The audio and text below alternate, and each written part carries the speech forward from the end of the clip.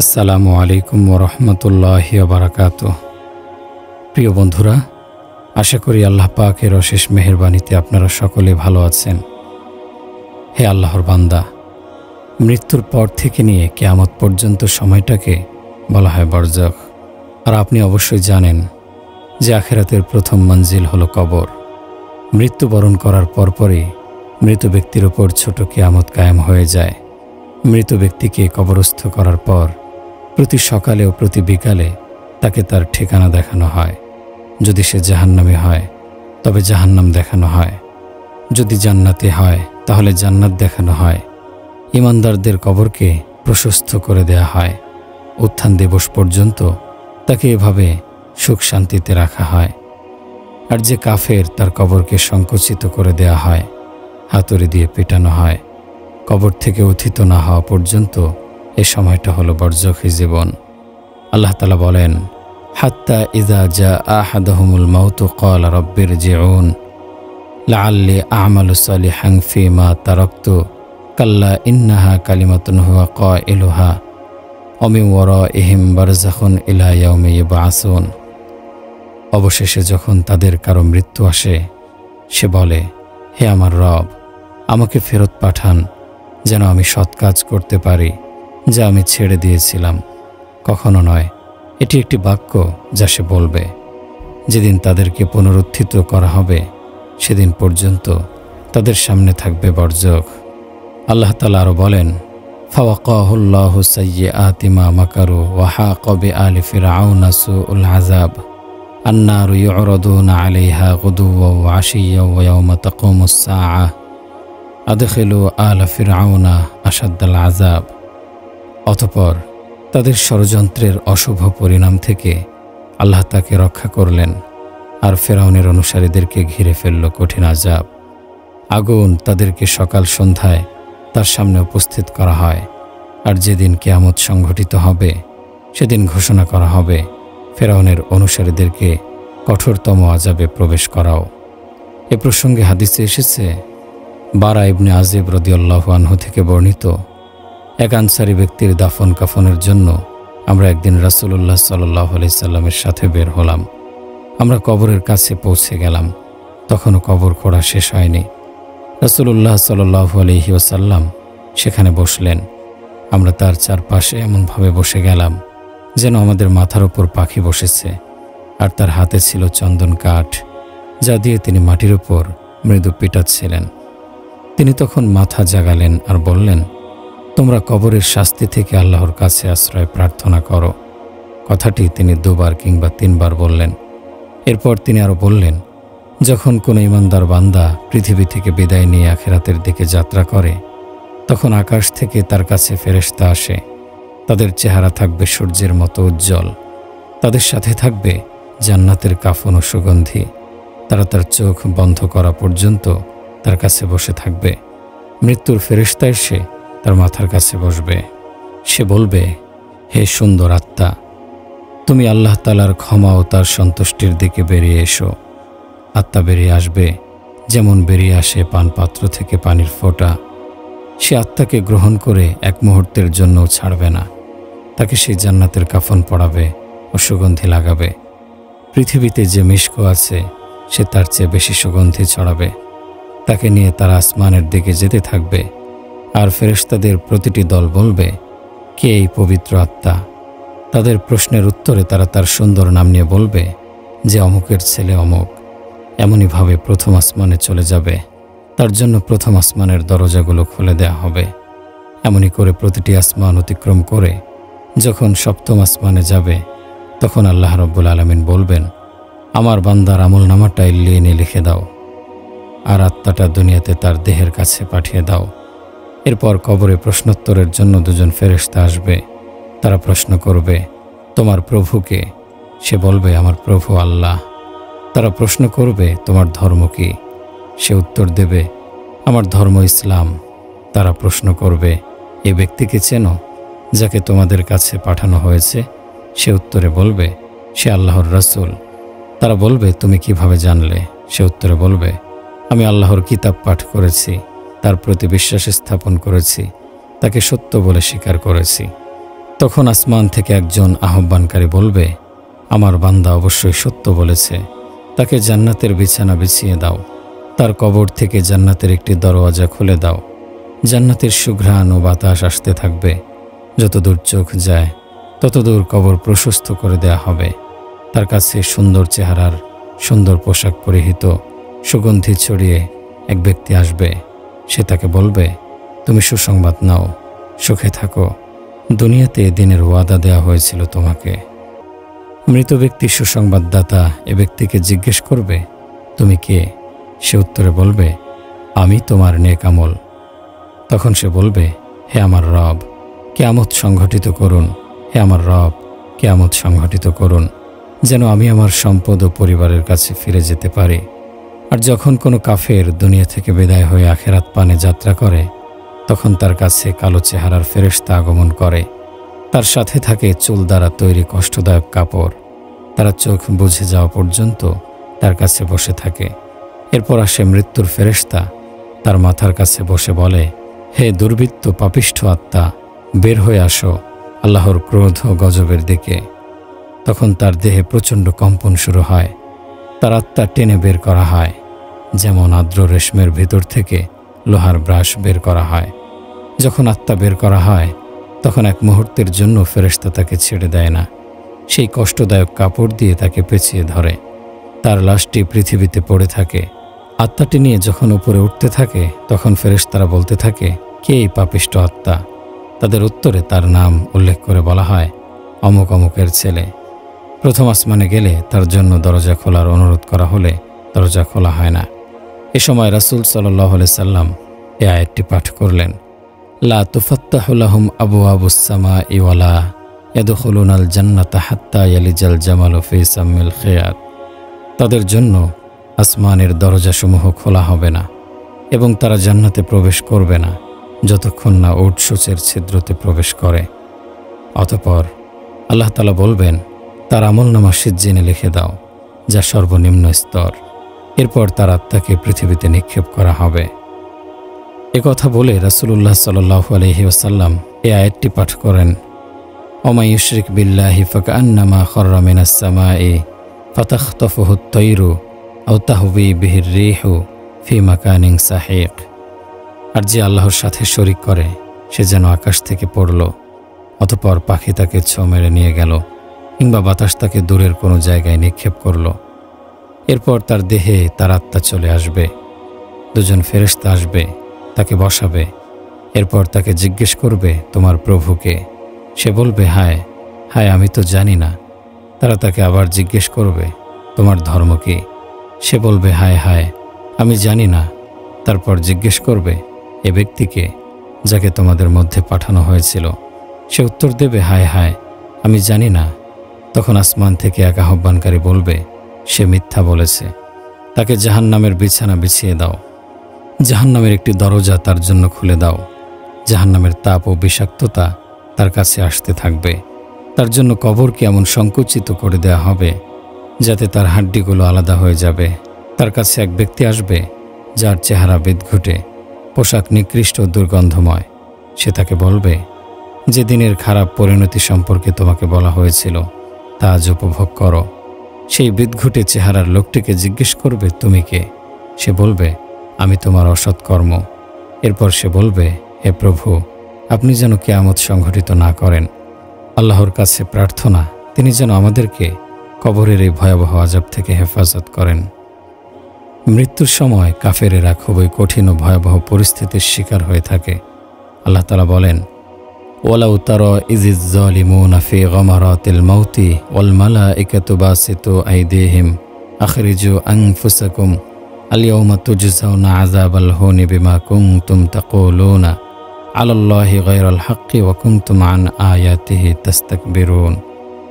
আপনি যদি জালিমদেরকে ওই সময় দেখতে পেতেন যখন তারা মৃত্যু যন্ত্রণায় থাকবে এবং ফেরেশতাগণ হাত বাড়িয়ে বলবেন, তোরা নিজেরাই নিজেদের প্রাণ বের করে আনো, তোদের আমলের কারণে আজ তোদেরকে অবমাননাকর আযাব দেয়া হবে, কারণ তোরা আল্লাহর ওপর মিথ্যারোপ করেছিলি এবং তোরা তার আয়াতের বিরুদ্ধে অহংকার করেছিলি। এই আয়াতের ব্যাখ্যায় আল্লামা আব্দুর রহমান আস-সাদি রহমতুল্লাহি আলাইহি বলেন, আপনি যদি কাফেরদের মৃত্যুকালীন কঠিন অবস্থা প্রত্যক্ষ করতেন, তাহলে অবশ্যই এমন ভয়াবহ অবস্থা প্রত্যক্ষ করতেন যা কারো পক্ষে বর্ণনা করা সম্ভব নয়।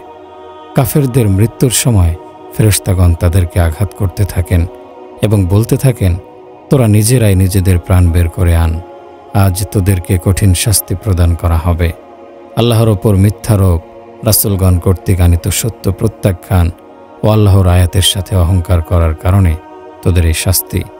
আল্লাহ তাআলা বলেন, ওয়ালাউ তারা ইয ইয়াতাওয়াফাল্লাযীনা কাফারুল মালাইকাতু ইয়াদরিবুনা ওয়ুজুহাহুম ওয়া আদবারহুম ওয়াযুকু আযাবাল হারিক। আর যদি আপনি দেখেন, যখন ফেরেশতারা কাফেরদের জান কবজ করার সময় তাদের মুখে এবং তাদের পশ্চাৎ দেশে প্রহার করতে করতে বলবেন, তোরা জ্বলন্ত আগুনের আযাবের স্বাদ গ্রহণ কর। হাদিসে এসেছে, কাফেরের মৃত্যুর সময় মালাকুল মউতের সাথে কুৎসিত চেহারা বিশিষ্ট একদল কঠিন প্রকৃতির ফেরেশতা আগমন করেন। কাফেরের রূহকে বলা হয়, হে অপবিত্র আত্মা, আগুন ও গরম পানির আযাবের দিকে বের হয়ে আয়। এ কথা শুনে তার রূহ শরীরের বিভিন্ন স্থানে পালাতে চেষ্টা করে, কিন্তু ফেরেশতাগণ অত্যন্ত কঠিনভাবে তার রূহকে টেনে বের করেন। হাদিসে এসেছে, সামুরা ইবনে জুনদুব রাদিয়াল্লাহু আনহু বলেন, রাসূলুল্লাহ সাল্লাল্লাহু আলাইহি ওয়াসাল্লাম বহু সময়ে তার সাহাবীদের বলতেন, তোমাদের কেহ কি কোনো স্বপ্ন দেখেছে? তখন কেহ কেহ তাদের দেখা স্বপ্নের বিবরণ দিতেন। একদিন সকালে তিনি আমাদের বললেন, গত রাতে আমার কাছে দুজন আগন্তুক আসলো। তারা আমাকে জাগালো আর বলল, চলেন। আমি তাদের সাথে চললাম। আমরা এক ব্যক্তির কাছে আসলাম, দেখলাম সে শুয়ে আছে, আর তার কাছে এক ব্যক্তি পাথর নিয়ে দাঁড়িয়ে আছে। সে পাথর দিয়ে তার মাথায় আঘাত করছে, ফলে তার মাথা চূর্ণ বিচূর্ণ হয়ে যাচ্ছে। একটু পর তার মাথা ভালো হয়ে যাচ্ছে, আবার সে পাথরটি নিয়ে তার মাথায় আঘাত করছে, তার মাথা পূর্বের অবস্থায় ফিরে যাচ্ছে, আবার আঘাত করছে, এভাবেই চলছে। আমি তাদের বললাম, সুবহানাল্লাহ, এ দু ব্যক্তি কে? তারা আমাকে বলল, সামনে চলুন। আমরা চলতে থাকলাম। অতঃপর এক ব্যক্তির কাছে আসলাম, দেখলাম সে চিত হয়ে শুয়ে আছে। আরেক ব্যক্তি তার মাথার কাছে কুঠার নিয়ে দাঁড়িয়ে আছে। তাকে উলটপালট করে তার শরীর চিড়ছে, একবার চিৎ করছে, আরেকবার উপর করছে। যখন পিঠের দিকটা এরকম করছে, তখন সামনের দিকটা ভালো হয়ে যাচ্ছে, আবার যখন সামনের দিকটা এমন করছে, তখন পিঠের দিকটা ভালো হয়ে যাচ্ছে। আমি দেখে বললাম, সুবহানাল্লাহ, এ দু ব্যক্তি কে? তারা বলল, আপনি সামনে চলুন। আমি তাদের সাথে চলতে থাকলাম। এসে পৌঁছলাম বিশাল চোলার মতো একটি গর্তের কাছে। তার মধ্যে শুনলাম চিৎকার। ভিতরের দিকে তাকালাম, দেখলাম তার মধ্যে কিছু উলঙ্গ নারী ও পুরুষ। তাদের নিচ থেকে আগুনের শিখা তাদের উপর আশ্রে পড়ে। তারা চিৎকার দিয়ে ওঠে। আমি জিজ্ঞেস করলাম, এরা কারা? তারা আমাকে বলল, সামনে চলুন, সামনে চলুন। আমি চলতে থাকলাম। আমি একটি নদীর কাছে আসলাম। নদীটির পানি রক্তের মতো লাল। দেখলাম এক ব্যক্তি নদীটির মধ্যে সাঁতার কাটছে। নদীর তীরে এক ব্যক্তি দাঁড়ানো আছে, তার কাছে অনেকগুলো পাথর জমানো। যখন সে তীরের দিকে আসে, তখন তার মুখ খুলে যায়। মুখে একটি পাথর নিক্ষেপ করা হয় আর সে তা গিলে ফেলে। আবার সাঁতার কাটতে শুরু করে, আবার তার প্রতি পাথর নিক্ষেপ করা হয়। যখনই সে তীরে ফিরে আসে, তখনই তার প্রতি পাথর নিক্ষেপ করে আর সে তা গিলে ফেলে, আবার সাঁতার কাটতে থাকে। আমি তাদের প্রশ্ন করলাম, কারা এ দু ব্যক্তি? তারা আমাকে বলল, সামনে চলুন। আমরা সামনে চললাম। এমন ব্যক্তির কাছে আসলাম যাকে দেখতে খুবই খারাপ। তার মতো খারাপ চেহারা লোক তুমি কখনো দেখোনি। তার কাছে আগুন আছে আর সে তাতে অনবরত ফুঁক দিয়ে জ্বালিয়ে রাখার চেষ্টা করছে। আমি তাদের জিজ্ঞেস করলাম, কে এই ব্যক্তি? তারা আমাকে বলল, সামনে চলুন। আমরা সামনে চললাম। এরপর আমরা একটি উদ্যানে আসলাম, যেখানে আছে বিশাল বিশাল গাছ আর আছে প্রত্যেক প্রকারের বসন্তকালীন ফুল। দেখলাম সেই উদ্যানে একজন দীর্ঘকায় মানুষ। আমি তার মতো দীর্ঘ মানুষ দেখিনি। তার চতুর্পার্শ্বে দেখলাম বহু সংখ্যক শিশু কিশোর। আমি আমার সঙ্গীদের জিজ্ঞেস করলাম, এরা কারা? তারা আমাকে বলল, সামনে চলুন। আমরা চলতে থাকলাম। এসে পৌঁছালাম এমন একটি সুন্দর উদ্যানে, যার মতো সুন্দর উদ্যান আমি কখনো দেখিনি। আমাকে বলল, উপরের দিকে উঠুন। আমি উঠলাম। এসে পৌঁছলাম এমন একটি শহরে, যার বাড়িঘরগুলো স্বর্ণ রৌপ্যের ইট দ্বারা নির্মিত। আমরা শহরের গেটে এসে পৌঁছলাম। দরজা খোলার জন্য বললাম, দরজা খুলে দেয়া হলো। দেখলাম সেখানে কিছু মানুষ আছে, যাদের শরীর অর্ধেক অংশ অত্যন্ত সুন্দর আর অর্ধেক অতি কুৎসিত। আমার সঙ্গীদ্বয় তাদের বলল, তোমরা ওই নদীতে যাও, নদীর পানি অত্যন্ত স্বচ্ছ। তারা নদীতে ঝাঁপ দিয়ে ফিরে আসলো। দেখা গেল তাদের পুরো শরীর সুন্দর হয়ে গেছে। সঙ্গীদ্বয় আমাকে বলল, এটা হলো জান্নাতে আদন, আর ওইগুলো হলো আপনার বাসস্থান। আমার দৃষ্টি উপরে উঠে গেল। আমি দেখলাম সাদা মেঘের মতো শুভ্র একটি প্রাসাদ। আমাকে বলল, এটা আপনার ঘর। এরপর আমি তাদের উভয়কে বললাম, আল্লাহ তোমাদের বরকত দিন, আমাকে একটু সুযোগ দাও, আমি প্রবেশ করি। তারা আমাকে বলল, এখন তো সম্ভব নয়, তবে আপনি তো সেখানে প্রবেশ করবেন। এরপর আমি তাদের উভয়কে বললাম, রাত থেকে শুরু করে আমি আশ্চর্যজনক অনেক বিষয় দেখলাম। যা দেখলাম তা কি?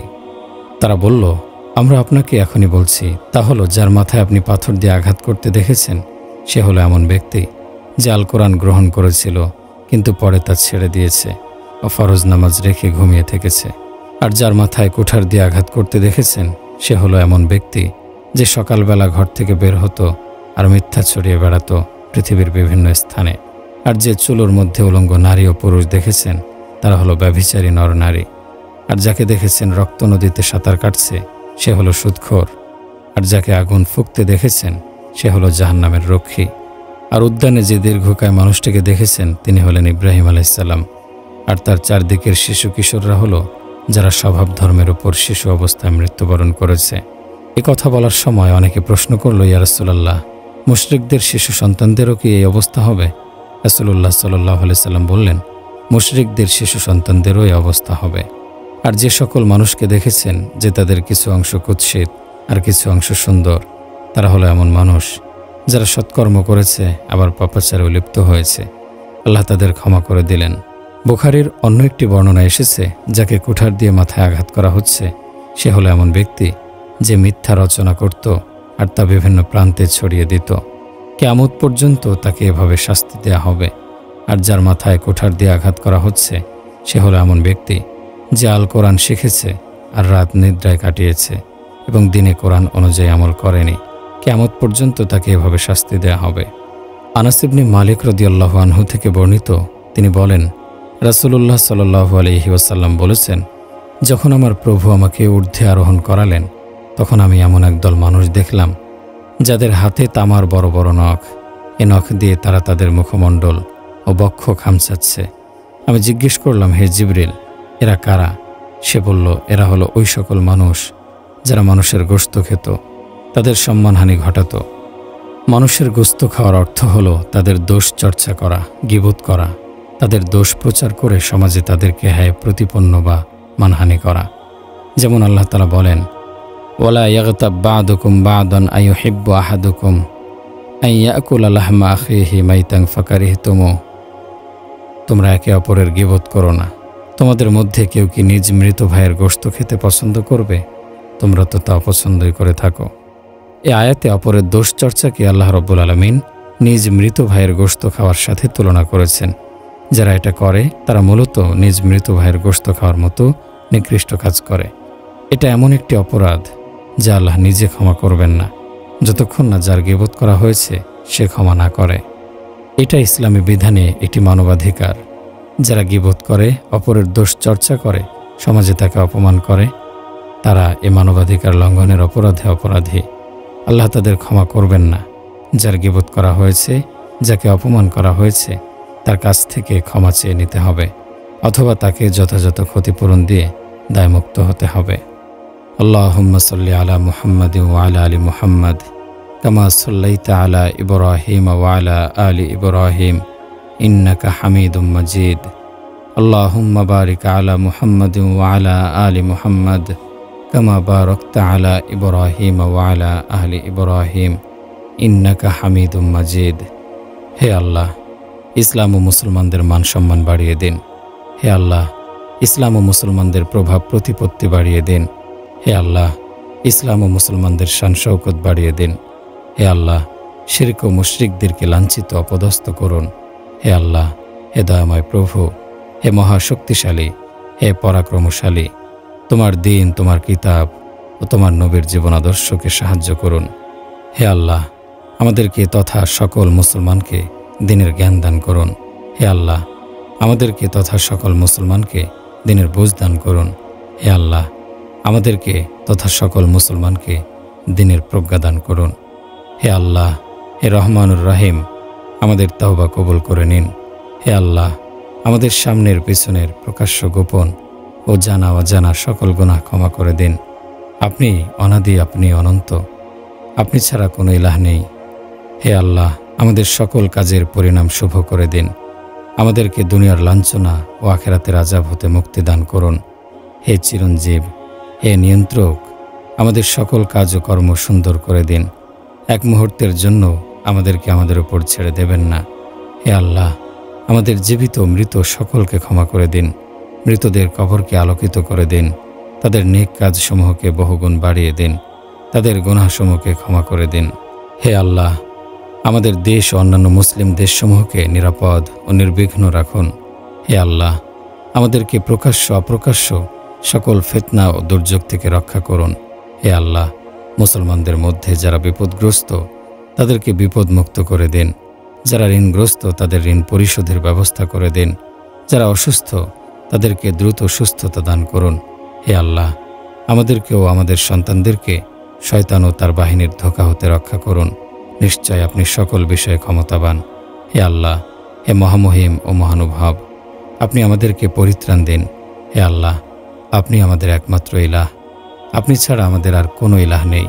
আপনি দুনিয়া ও আখিরাতে রহমান ও রহিম, আদি অনন্ত সকলের ইলাহ।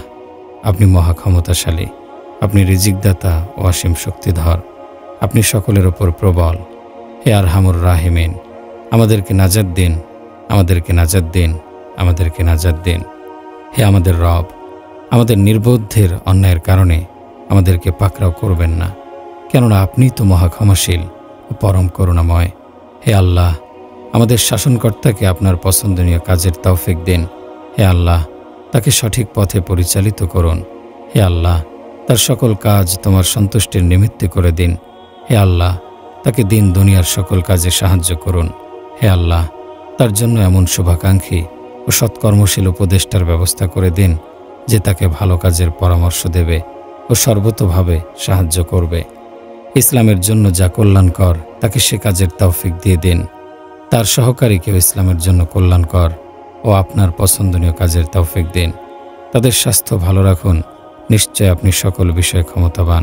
হে আল্লাহ, হে সারা জাহানের রব, মুসলিম শাসনকর্তাদেরকে তাদের দেশ ও জাতির অনুকূলে কাজ করার হিম্মত দিন।